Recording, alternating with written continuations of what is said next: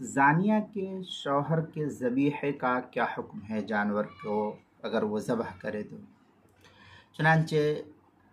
زنا یہ ایک ناجائز فعل اور حرام فعل ہے، اللہ اس کے رسول کی طرف سے اس کی حرمت کا ثبوت ملتا ہے۔ لہذا زنا ناجائز اور حرام ہے شرعی اعتبار سے۔ اب اگر اس سے انسان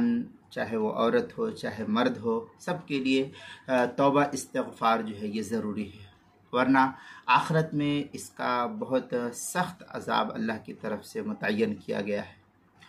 اور وہ برداشت کرنا ممکن نہیں ہے آخرت کے عذاب کو۔ البتہ اگر زانیہ کے شوہر کے ہاتھ کا ذبیحہ اس نے بسم اللہ اللہ اکبر کہہ کر کے ذبح کیا ہے اور وہ مسلمان ہے، تو زانیہ کے شوہر کے ہاتھ کا ذبح کیا ہوا جانور حلال ہوگا،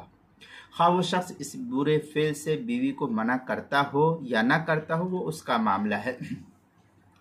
دونوں صورتوں میں اس کے ہاتھ کا ذبح کیا ہوا جانور یہ حلال اور جائز ہے، اس میں کوئی حرج نہیں ہے۔ البتہ بیوی کو اس برے فعل سے منع نہ کرنے کی صورت میں یہ شخص جو ہے وہ جو اس کا شوہر ہے وہ سخت گنہگار ہوگا، اور باز نہ آنے پر اس کو طلاق نہ دینے کی صورت میں حدیث پاک میں ایسے شخص کو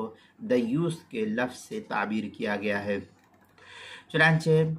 فتاوی شامیہ میں ہے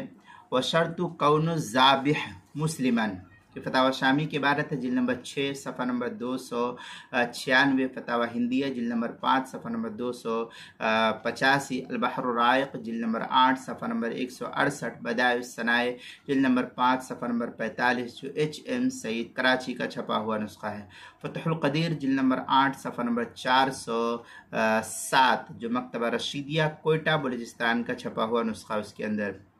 قربانی کے مسائل کا انسائکلوپیڈیا اس کے حروف تہجی